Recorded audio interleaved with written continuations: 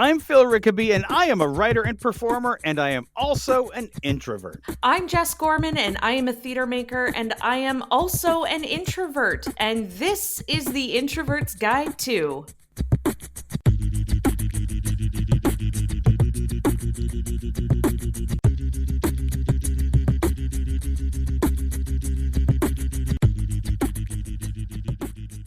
On the Introvert's Guide to, we talk about the introvert life and how to live it to the fullest. We'll choose a topic and discuss it, as well as try to find other helpful hints on social media and on the internet at large. If you want to drop us a line, we would love to hear from you. You can find us on Twitter and Instagram at introvertguide2, the number 2, and you can find the website at introvertsguide2.com. If you want to send us a message, you can do that through the website, or you can email us at introvertsguidetostuff@gmail.com. And remember, we may use your questions or comments on an upcoming episode of The Introvert's Guide to. And if you like the podcast and you listen on Apple Podcasts, please consider leaving a comment and a 5-star rating. Your comments and ratings help new people find the show. But even better, whether you listen on Apple Podcasts, Google Podcasts, Spotify, or wherever you get your podcasts, if you know someone that might like The Introvert's Guide to, tell them about it. Some of our favorite podcasts became our favorites because someone we know told us about them. All right, Jess, I have a situation for you to imagine. Lay it on me. Okay. Mm-hmm. You've worked a full day. Mm-hmm. You've come home. You've made dinner. You've had dinner. You're sitting down to the end of the day. You're just starting to relax. The day is dropping away. That relaxation is just starting to hit so right. And then there is a knock at your door. No. Stop it. Stop it. Stop it. Or conversely, okay, it's the weekend. You have nothing planned. The time is yours. Your time is your own. You have nothing you're going to do. You're settling down to be like, this is a weekend of sloth. And then there's a knock on the door, and it's somebody who wants to spend time out with you. We were just in the neighborhood and thought we'd drop in. Go away. Oh, God, no. No, it's the worst. Oh my gosh. There is only one person on planet Earth who is allowed to do that to me. And that's my grandpa, and that is it. That is it. The man is 91 years old and is the cutest person to open up the door to. I love it. Everyone else, don't you dare. Don't. I was trying to think, number one, is there anybody who would do that to me? And like is there anybody who has done that to me? Now, I live in apartments, so it's a little more, people don't tend to drop in the same way when it's an apartment building. But like, there's nobody who would do that to me. And if anybody is thinking that they might do it, I quote my friend Jess Gorman, don't. Just don't. You can find Phil at this address. No. Stop. We'll link it in the show notes. We will not. The thing is, there's like that kind of uninvited guest. There's really two types. One is the person who is canvassing or soliciting. Mm-hmm. And in my mind, there is only one kind of solicitor that is permitted to come to my door. And if they are not carrying Girl Guide cookies, get the fuck out. That was going to be my guess. I'm like, is it going to be a Girl Guide? Because, if it is not Girl Guide cookies, I don't want it. Is it bad that, like, I won't even answer the door for a Girl Guide cookie? Like, I'll go to the grocery store. Though you can find them at grocery stores, and I love it. I know you can. And my preference would be that they don't come to the door. Mm-hmm. Tell your parents to like post, because now I see like parents who are like, my kids got Girl Guide cookies, and everybody's like, I'll take some. And that's how they do most of the sales now. Don't come to my door. But I mean, if you did, if I was in the right mood, I might open the door and like get some Girl Guide cookies. But it better not be one of those, like, you can have those cookies in 3 to 6 weeks. No, you better have them with you right now. Don't make me wait for the Girl Guide cookies. I'm not playing. It's been a long time since a Girl Guide's probably been to your door because of that very reason. Yes. Did you scare them, Phil? I did not. Girl Guides don't tend to go door to door. I think maybe at one time Thank they did goodness. when I Yeah. was young. When In the I was ancient young. times. Yeah, in the ancient times. When Yeah. I was young, the not so ancient times, the more recent times when you were young, but they don't really do that anymore. No, and thank goodness they don't. But like I don't want people selling things to come to my door. And I mostly don't want, like, if it's election season, I mostly don't want somebody to come to my door. I to be honest, I go back and forth because there's times when I would like to feel like as an apartment dweller that I matter to politicians, because I don't, because they don't believe that we vote, so they don't come to the door. And so sometimes I'm like, they should be coming to my door. But then I'm also like, if they did that, would I answer? Yeah, really? Would you? I don't know. And sometimes it's like somebody who's obviously, it's either they're doing like, and I'm, for those who are listening, air quotes, charity canvassing. Mm. There's somebody who's like, here's a charity you've never heard of before, and I'm collecting dollars. And I'm like, yeah, you're just like trying to raise money for yourself. Yeah. But somebody coming to the door who's like a person you know, Mm-hmm. and who's like that whole, like, we were in the neighborhood and thought we'd drop in. That is such a violation. It's rude. It's rude. Like, honestly, I have one friend who does that, but they have the courtesy to be around the corner and say, hey, I'm in the neighborhood. You're probably not in the mood for a guest, but just letting you know. And if not, no problem. And guess what? I have had I have had to tell them, no, thank you. And you know what they do? They give a little smile and go, okay, maybe next time. And that's it. Personally, that is perfect. If you, instead of dropping in, a little text message that says, hey, I'm in the neighborhood. What you doing? Do you want to hang out? That is perfectly acceptable. Yes. As long as you understand that I will leave you on read if I'm not in the mood. It'll be like, oh, I didn't see your message when you were around the corner. Sorry, I missed you. I just saw a shiver down your spine. Like I can swear I saw the moment it happened. Absolutely, absolutely. And you know what? I think the text message is the only way to do it. If you do not announce that you were coming, you don't get to come in. Now I am going to tell you on the flip side of that. I had a friend who did ask me, hey, I'm around the corner, blah blah blah, the same thing, and I didn't answer them. I just wasn't in the mood. I wasn't in the mood. I'm tired. I've been talking all day, and I just got the TV on. I'm good. What happens 10 minutes later? They rang your doorbell. And they said, hey, I texted you and I didn't hear from you. So I just want to make sure you were okay. And I told them, I was like, yeah, I saw that, but I just was so tired that I wanted to do nothing. The person who texts and then comes to your door when you don't respond. That's the same as calling. It's the same as calling, and they are no friend of yours. No. And thank goodness, like, we did grow apart after that. I was like, oh, no. That is not somebody that you actually want to be, like, coming over, because there's something. Listen, if you text me and I don't respond, there's probably a good reason for it. And a good reason for it might be I don't feel like responding right now. That's valid. That's perfectly valid. Perfectly valid. And I do it frequently.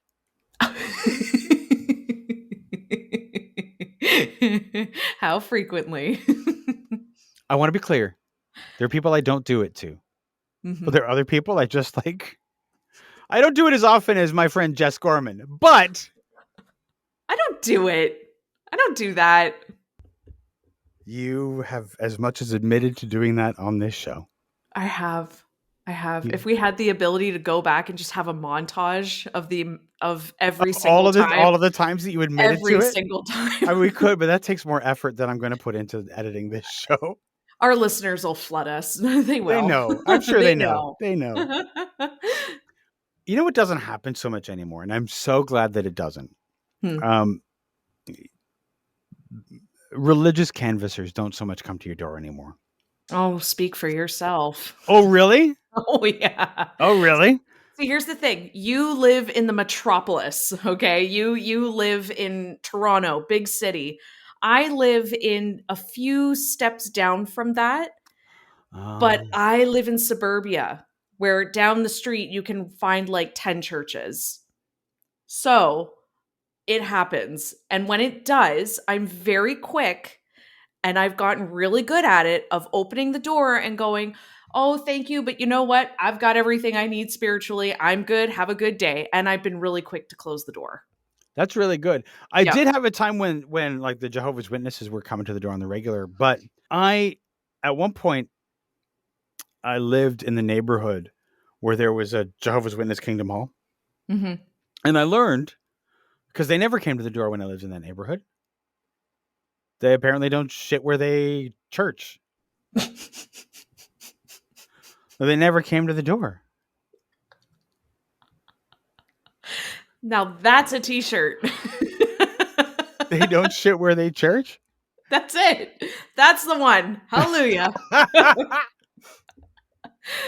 I did years ago. I lived in an apartment, and the Jehovah's Witnesses came more regularly than I would have liked.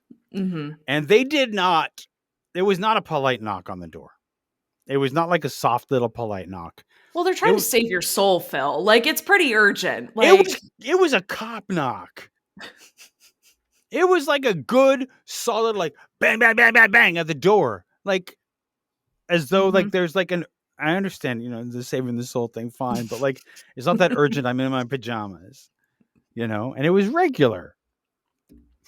One day, and I would ignore it. Occasionally, I'd like go. First time I was like, "Oh, who's knocking like that?" And I look out, and there's like little old lady or something. There's the people, and that's when I opened the door, and I think that's why they kept coming because once I opened the door, Ugh. but after that, I would hear that knock and I wouldn't answer it. But one day, I was like in my apartment and I was making like a sandwich, like a roast beef or a bologna sandwich. I'm putting on some mayonnaise on the thing, Mm. Mhm. and they come and they knock, and I'm like, "Fuck, goddamn!" Like they cop knock, and then they cop knock again, and I'm like, "They're gonna go away," and then they cop knock a third time, and I'm like, "Motherfucker!" So I get up and I just go to the door and I whip open the door, and I've still got the knife in my hand with the mayonnaise dripping off it, No.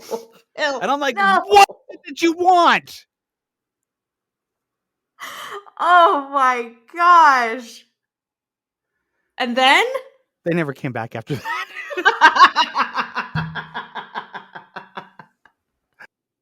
I'm going to have a butter knife dipped in mayo right by my door. And I I am solved going to my use it. problem. Yeah, I solved my problem. That's it. Episode done. What did we learn today? Mayo knife. That's it. It can be more difficult. It's fine Hmm. if you don't know the people, right? Or if you're willing to let the relationship go, like with the friend that like texts and then is like, I didn't hear from you, so I thought I'd drop in and make sure that you're okay, which is Hmm. such bullshit. Yeah, that's no. Mm-mm. But if you have family members that like to drop in, I understand your grandfather, really cute to open the door to, and he's old. He's probably doesn't text. No, no.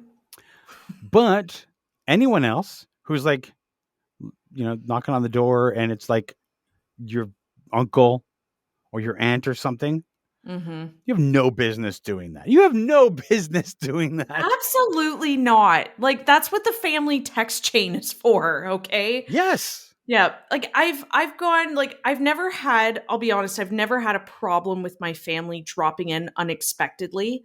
If they do, they know that A, I'm in an okay mood to have somebody over, and B, like they're a bunch of introverts too. They get it. And it's one of those things of like, I'm just worried about you and I just want to come see you, right? I'm okay with that.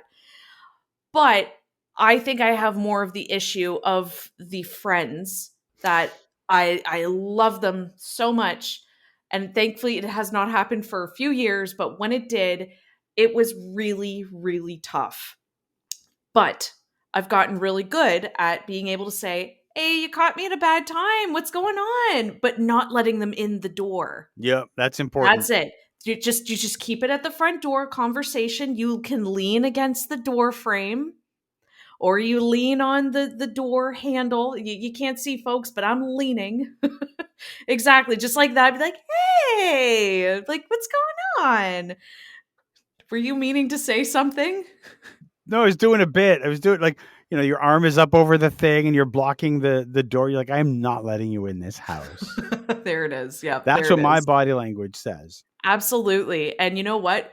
Foolproof. I used to make the mistake of saying, hey, what's going on? Listen, I can't talk too long, but if you want to come in, I was way too No, polite. I no, was. you can't. And You then, can't do yep. that. No, you can't. You can't. If you don't want them in, you can't give the invitation. You have to make it very clear that I'm not available right Yeah, now. for Because that's sure. on them. It Yeah, is. It's not rude. yeah.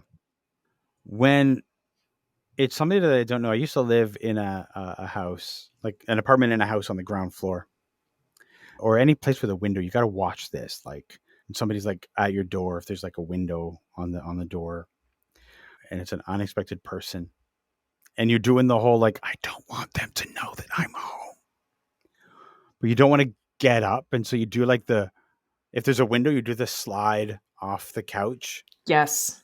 onto Yep. the floor, so they Hmm. don't see you. I've done that. I can just imagine being the person at your door and they see the shadow of like the bald head at the couch.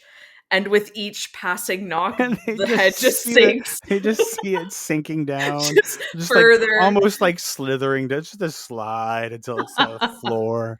Where'd the head Yeah. go? Where'd it go? The other thing that I've gotten really good at, I'm a very quiet person. I don't wear shoes in the house unless I am working.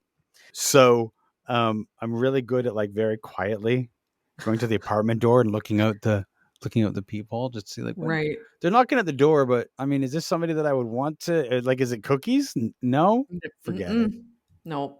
I think with that being said though, have the oh wait, I don't know because I know you live in an apartment building, but like, have you ever had these signs that go in your mailbox that say no flyering, no canvassing, soliciting, anything like that? Well, it is very rare in Toronto to have a mail slot in your door, Hmm. right?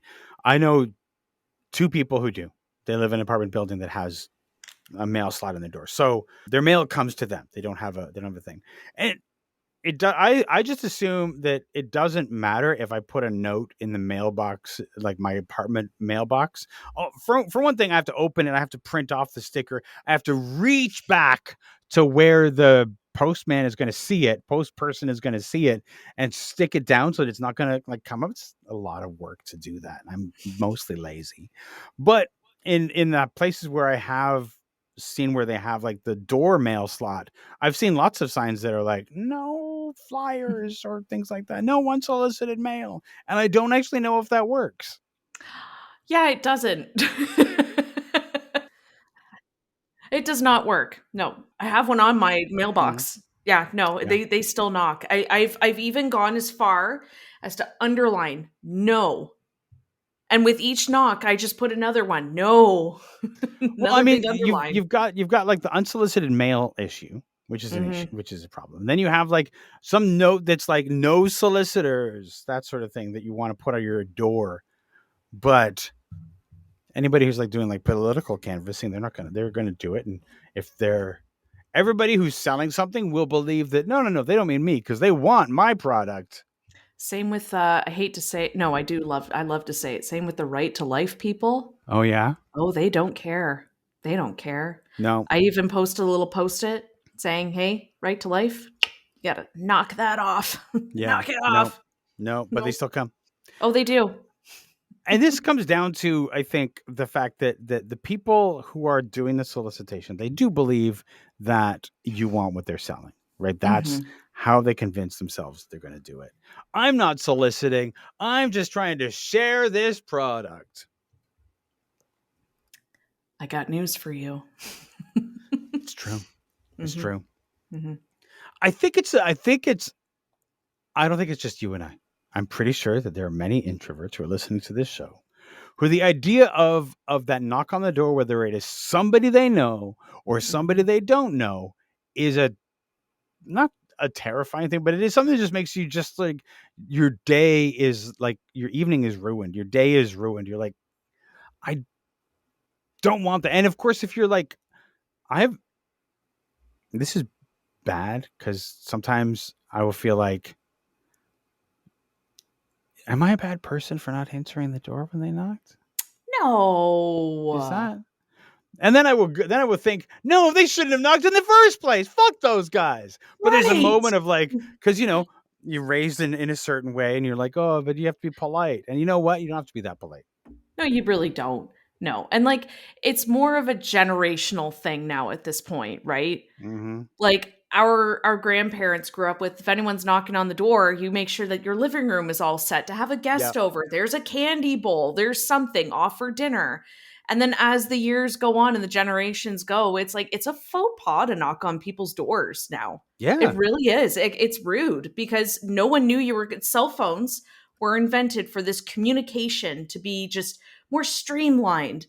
Yeah. And if someone, which I'll tell the story, but if you don't text somebody or call them and you just come on over, that must be a really special relationship because I'm telling you, you could be close to me and I'm still not going to let you in the house.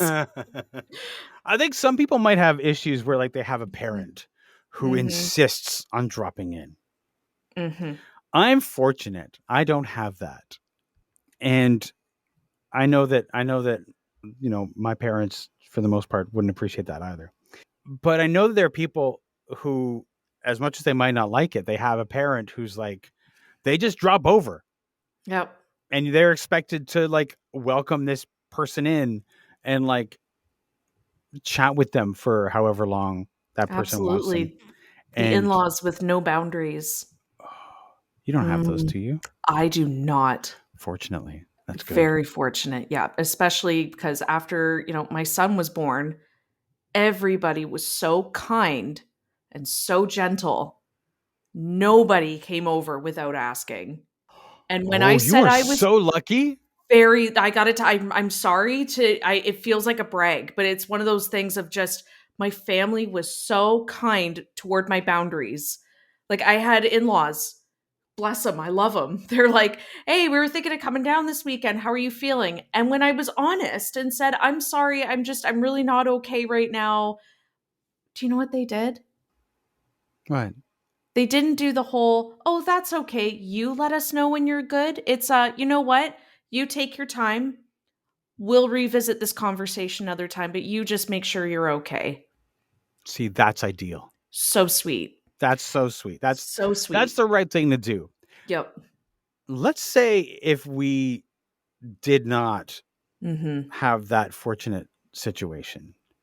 If we had a parent or parent-in-law who insisted on dropping in, Mhm. can you think of a way other than pretending you're not there, which is a valid way to deal with it as far as I'm concerned? Is there Mhm. a way to have the conversation to say, this is not okay. Could you please like make sure that you're checking with me before you come over? I am so scared of that sort of conflict that I feel like what you just said there is like the perfect starting point of the conversation and I would still be too afraid to say anything. But, immediately my head goes, "Oh, maybe I can just tell them, I can't stay too long. I've got to use the washroom really badly."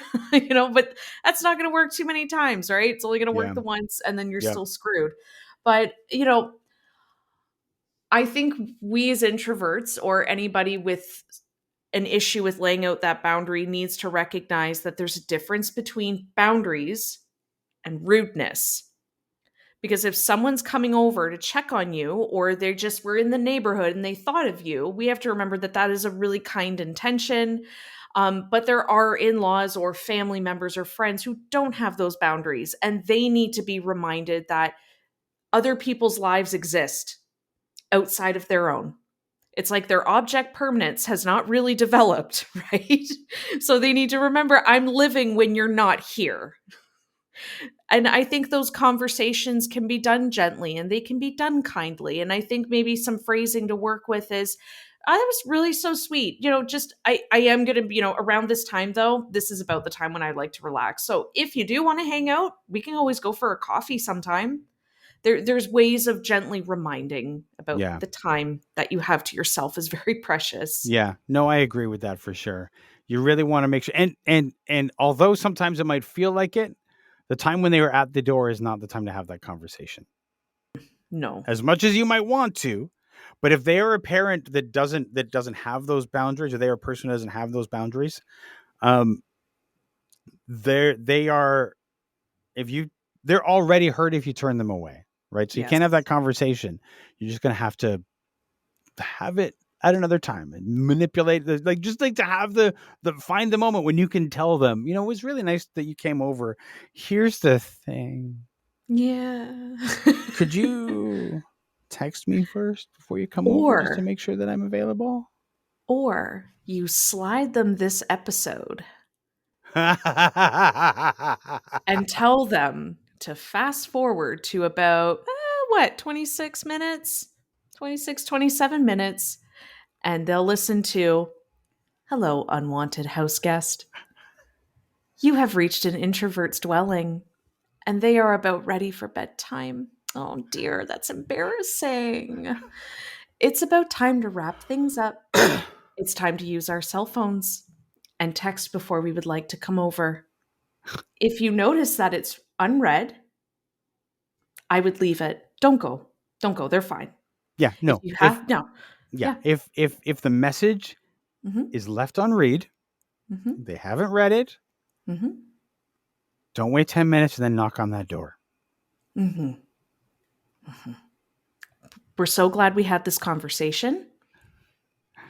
Now don't do it again. You're done. This has been a PSA.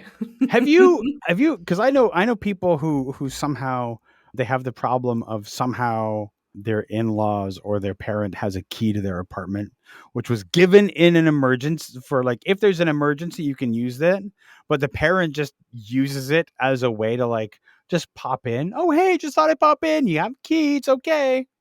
I've had a friend have that. Oh, it was years ago though. They had a baby and they had the mother-in-law coming over as often as they wanted, and just eventually her partner had to step in and say, "Hey, here's the problem. That key, emergencies. Like if we've locked ourselves out, or we're at work and we need you to do something, but it's not a key to get in whenever you want." Yeah, And for that's sure. and the conversation had to happen. I'm sorry, it's never happened to me. Not everyone gets a key to No. my house. You're very fortunate. You're very fortunate that's never happened to you. Has it ever happened to you? No, because giving a key, the way that I see it is, if somebody gives you a key to their home, Mhm.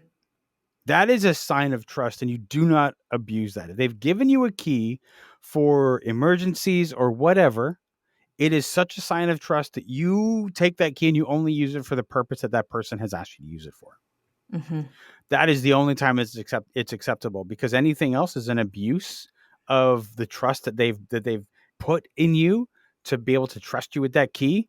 No, it's not a Yeah. thing. I don't hand out keys willy-nilly, for one thing, and I don't have a lot of keys that people have given me, but when that has happened, it's like a sacred trust. Absolutely.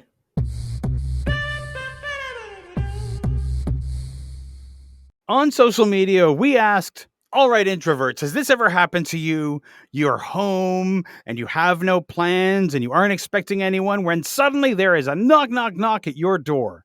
It's either someone selling or canvassing for someone. It's either someone selling or canvassing for something, or it is an unexpected friend or family member dropping by. What do you do? Joe says, I sit right there and I keep watching TV. Make an appointment. Well done, Joe. Well Well done. done, Joe. Yes. Yes. Jackie says, I hide. A friend or family member will call or text me. Anyone else shouldn't be knocking on my door. Oh, that's, the answers are just chef's kiss. I like the hiding because we've all, I mean, whether I think freezing and like being like not moving and trying to be as still as possible, that counts as hiding. It doesn't have to be Mhm. like hiding behind the corner. It can be like just silence and not moving, which I Yeah, have 100% done. absolutely. Again, what we're not trying to do, what we're trying to avoid is the bald head being seen and sinking below. We want to avoid that. So, Or any head, anybody's head, not just my I, head. We can talk no, come about on. your betuked head, your or whatever you are, your shape of head. Whoever is listening, you dear listener, we don't want to see we don't want them to see your head sinking below the frame. Betuked. Betuked, yes, I know. It was beautiful. Thank you. Mhm. Josh says, this happened to my family all the time. Time off didn't exist where my grandpa was concerned. He'd show up to the house, usually at the crack of dawn, on days when us kids didn't have school. He'd always have a job for us. Usually it involved 5-gallon buckets of potatoes or parsnips to peel, corn to shuck, or he had some other chore in mind. We had to be ready to jump up like firefighters and get it done as quickly as possible to get it over with. Oh, oh, I don't like that. No. Oh, I don't like that. I'm curious what's the follow-up? What ended up I happening? don't know. That's the end of what they wrote, and I feel like this is like this. I mean, this is somebody who obviously had this happen when they were a child, so they Oh, didn't have the autonomy to be able to say no. I'm not doing this anymore. But I bet that it has informed how they deal with knocks on the door going forward because it would me. oh, absolutely. And I got it 5-gallon buckets. Yeah, yeah, 5-gallon buckets. That's a lot of potatoes or parsnips to peel. Oh my gosh, listen, I'm Irish, okay? And when I hear potato peeling time, it's like it's stew time and I'm getting a flashback. Oh. Tara says, instant panic. I'd love to pretend I'm not home, but my dog is not known for that. If I don't know them, I make up an excuse to get rid of them. If I know them, I wonder if the state of my house is acceptable for people. I wonder if the state of my house is acceptable. If I know them, I wonder if the state of my house is acceptable for people and pray they're not staying long. Oh. Tara's kinder than I would be. Yeah. If they're friends, they should know better.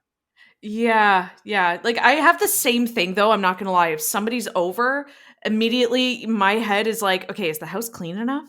Oh my gosh, like did I even tidy up? And meanwhile, there's like one dish on the counter and that's it. Did But When you were a kid, did you have parents who were like, "Well, we have to keep the house tidy." Like, what if somebody comes over? they never were the what if someone comes over? We were just in general the no, our house is clean. Saturday morning, get up, we're cleaning, right? Yeah. I wonder Yeah. where you get it from. I wonder. Oh. And one more. Indy says, "I'm way too Canadian, so I answer it, and then far too often regret the next hour of my life."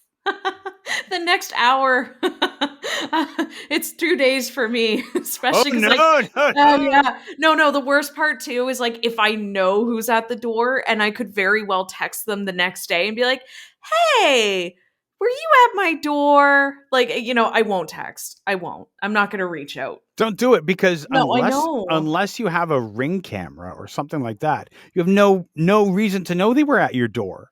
I would wait for them to be like, "Oh, hey, I was at your door. I guess you weren't home." I'd be like, "Yeah, I guess I wasn't home." Yeah, I guess not.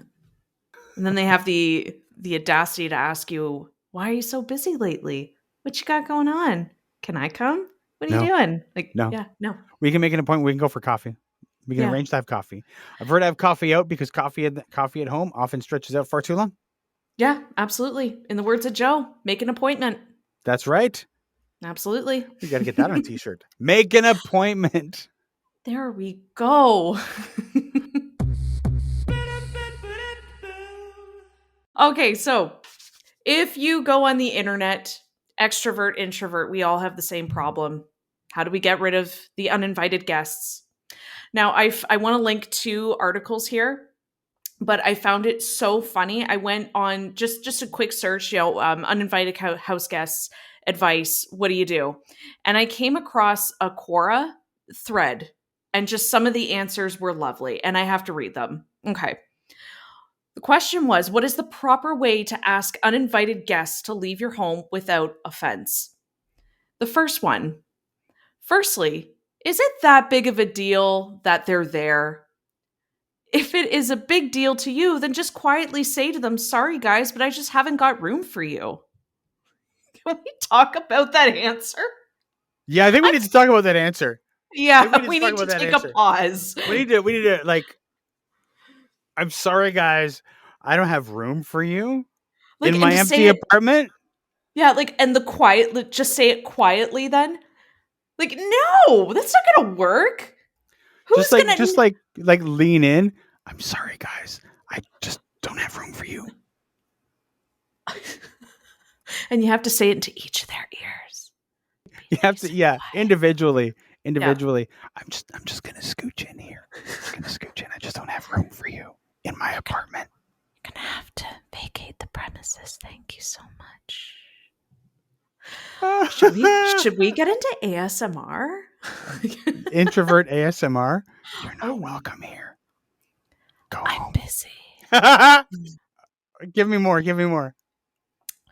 Well, I knew a man once who stood up, and as he turned out the lights, he said to his guests, y'all can stay as late as you want, but I'm going to bed. Good night. And then he left the room. There's a certain audacity to that, but I respect it, because that's like, if it's your house, you cannot Irish goodbye your own house. No. And you know what's the worst part is that I know people who the one partner will be like, okay, well, I'm off to bed. Good night, leaving the other one to take care of it. I could never do that, ever. But I know a few couples who have done it. I don't want to call them out. No. But I think that you have to have an understanding with your partner to be able to do that.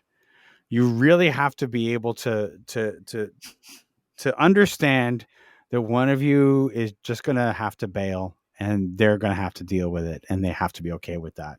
Because if that's something you're just dropping on them and they didn't know about it, that is a discussion for later. Oh, absolutely. Them's fighting words. Absolutely. Can you imagine if Steve did that to you? And he was just like, well, I'm going to go to bed. Have a good night. And you're left to deal with the people? The rage that I'm seeing on your face right now? I was going to say, would this go on YouTube? Because that face was genuine horror of, I will kill him. Kill him. Yeah. Oh, yeah. And he will have deserved it. He will, because here's the thing. We got married. We're one flesh. Okay? We're cleaved together. You're coming down with me, buddy. Oh my gosh. I love your interpretation of man and woman are one flesh, is that if I go down, you're coming with me. We're going down. Here's one way to deal with that, though. If your partner does that to you and they're like, well, I'm going to bed, you wait like 5 minutes. And then you go, all right, everybody, party's upstairs. Oh, yeah. Oh, my gosh. You'd be like, oh, my gosh, you all have to come see our bed sheets. They are soft. Everyone climb in. Oh, yeah, I can be homey. That's a different kind of party. Oh. That's a way to get rid of them. You gently look at the clock and go, oh, it's 8:45. Y'all are welcome to come upstairs, but I have a ritual. And then you stare at them for a long time. You know, you really want to make sure that you don't have a friend who's going to be like, oh, a ritual? No, I know. Damn it.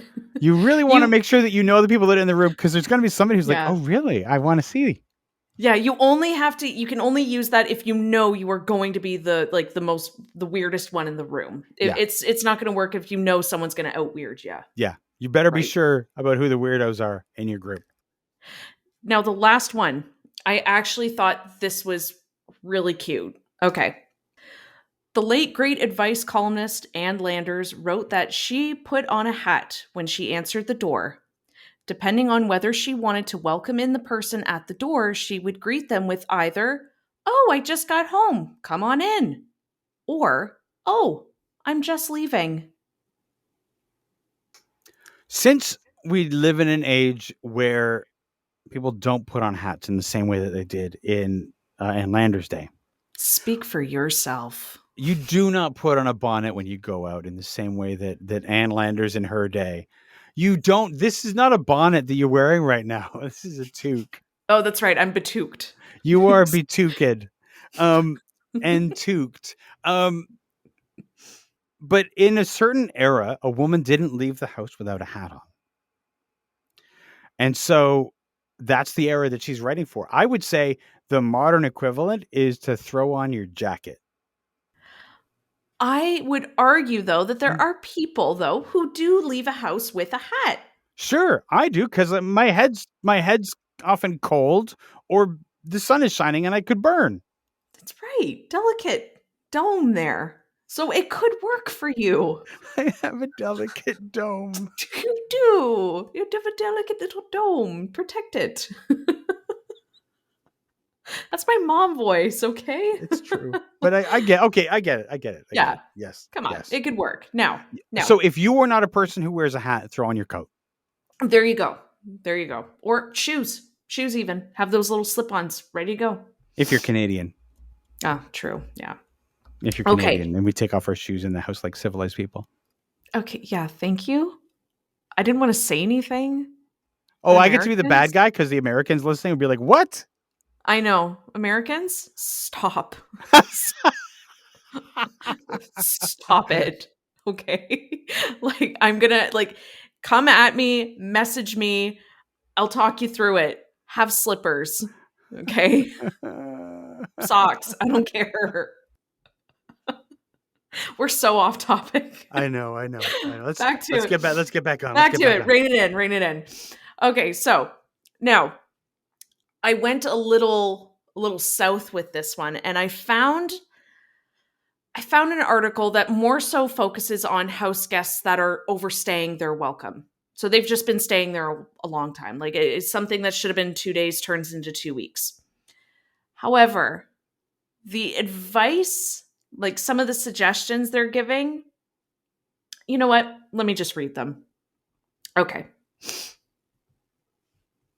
There we go. One suggestion, assign chores. No one wants to come stay at your house only to be put to work.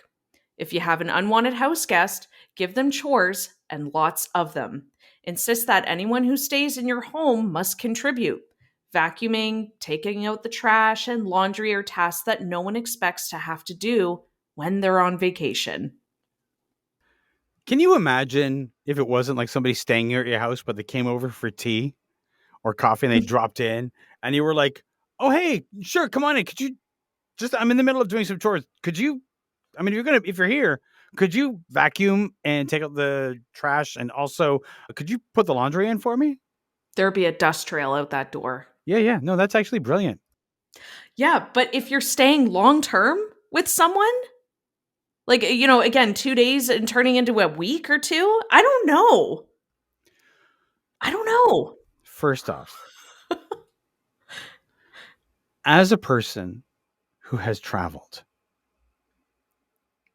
I have rarely stayed with other people. And I have stayed with other people for short periods of time. There are very few people with whom I am comfortable enough to stay for longer than a night or two. Right? And when I travel, I am not interested in staying at somebody's house. So that is not a vacation for me. I understand other people's mileage may vary, but Yeah. I know it's not a thing for me. I know it's weird. I don't like it. Don't like it. Okay, the next piece. Lie to them. One way to get rid of unwanted guests is to tell them that you're expecting other guests and you need the and you one way to get rid of unwanted guests is to tell them that you're expecting other guests and you need the guest room to be vacant. This may not necessarily be true, but they don't know that, do they? This is definitely not an ideal solution, but neither is having them grow roots in your house. I would. I am not one to necessarily advocate lying to people that you like, Mhm. but there are better lies than that. Absolutely. And again, we are very much the say what you need camp. Yes, yes, we were trying to be Yes. like, say what you need, and I know that Yeah. it's hard to say. When you arrived, you said that you were staying for 2 nights, and it is now 2 Mhm. weeks. I'm Mhm. gonna need you to go. Yep. Yeah. We know that lying is tempting, but there's got to be another way. There's gotta be a way that is not lying, Well, because part of the problem with lying, and that lie in particular, is, yeah. like, now that you have opened yourself up to questions about, "Oh, who's coming? Do I know them? Tell me about them." Like, details, and if you are not a Mhm. person who can think well on your feet, you're gonna be like, uh, uh, you Mhm. don't know them." Yep. And it's not worth having to go to improv classes to get that done. That's a To be able lot to of have effort. that it's so much So effort. much effort. Fun effort. Great skill, If you but too enjoy much it, it's effort. fun, but it's a lot of effort just to be able to do this lie. Mhm. Oh, there we go. Okay, you're back. Might have been my internet. Okay, the last one. Offer to gather their stuff. Play the role of a good host and offer to gather your house guests' belonging from around the house. This assures visitors that it's time to go. Ask questions to confirm their departure, like, would you like me to arrange transportation for you to the airport? now, You now, know what? This can also work if somebody has just dropped in and you're ready for them to go, because you can just walk around and, like, pick up their bag and put that on their lap and be like, and get their coat and, like, hold it up and be like, "Hey, did you need any help getting to the airport?" Just always ask if they need help getting to the airport, whether they live around no, the corner or not. Just be that weirdo. now, I did this and it worked. And you know something? It like, okay, story time, everyone, story time. Here we go. Phil. I'm the ready. I'm perk ready of for the story time. perk. I'm ready Okay. for story time. Oh my gosh. Okay. First of all, have you ever seen that Seinfeld episode where Elaine has a guest with her and she just can't stand him? Yeah. And he misses his flight and she's like just trying to get him out and she works her ass off to get this person away. That was me. Step one, gather their crap. Out it goes. So this person was like insinuating that they would stay a couple more days. And I was like, no, I'm sorry, I can't. Like, I got plans. Like, it's just really not a good time. And they're like, oh, okay, no problem, no problem. But they were dragging their feet on Yep. getting their stuff. Mm-hmm. Yeah. So I started grabbing it. I started grabbing their stuff from the bathroom and I pulled it in. They're like, do you want me to like, do you want to start packing? And I'm like, yeah. I was just, just because I don't know when your bus is coming. And they were like, oh, it's not coming for a bit. And then I said, really? Let me check your ticket. That bus was coming in 15 minutes. Are you kidding me? Oh, yeah. Oh, yeah. This was the story. This is the one I've been waiting for. Not only did I say, first of all, your bus is going to be here in 15 minutes, so haul ass, buddy. I did. I did. I said, second of all, you're going to pack and I'm going to get that car started. So, like, he packed all of his crap in less than 5 minutes. I got in that car. The second his foot got in and the door, like, the door didn't even click and I'm already out the driveway. And I live 5 minutes from downtown. I got him there. His bus just rolled in and he's like, oh, it's such a fun weekend. Are you sure you don't need some company? I'm like, no, out you go. Bye-bye. Good day, sir.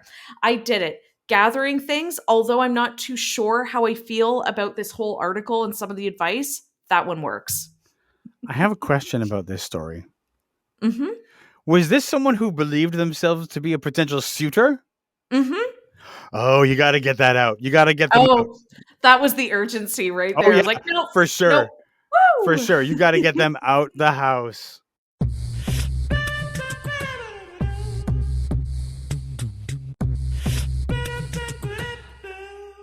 Did we learn anything today? I learned a few tips and tricks.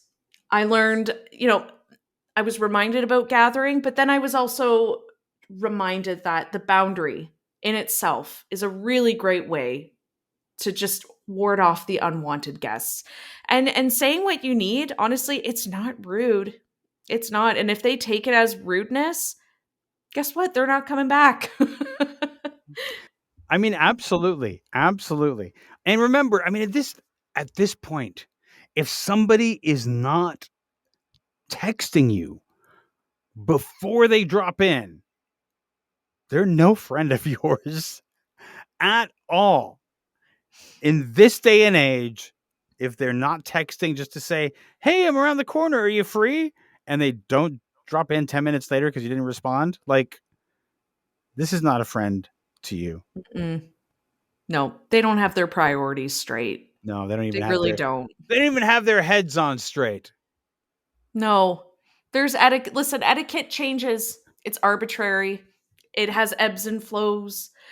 Right now, we're in a decade where somebody needs to text, not call, not call, No, no. texting.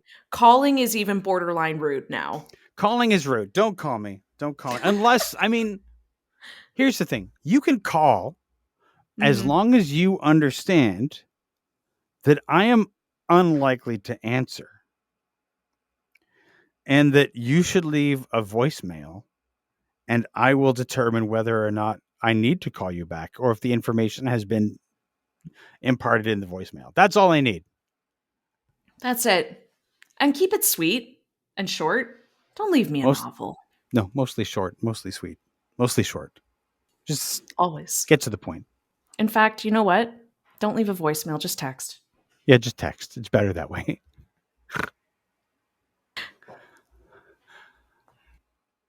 Just a reminder to everyone that this is a show that Jess and I give to you out of the love of our hearts. It's a passion project. We do this and we give you this podcast every 2 weeks, and we don't charge you anything. We don't have advertising. We don't have sponsors. This is just something that we do because we like to share our stories and hear from you. It's a community that we're building. And one of the things that you should know about creating a podcast is that there is a cost involved to us to do this. So we pay for the website, we pay for the podcast hosting, and so it costs us money to do this. And if you really appreciate this podcast, if you like this podcast and you want to support it, you can do that by putting some money in the tip jar. You can do that either on a one-time basis, or if you wanted to, you could do it as a continuing monthly donation. If just 4 people were to donate $5 each month, we would cover the cost of hosting this podcast. But most of all, we are most happy that you are here and that you're listening, and we love having you as a listener.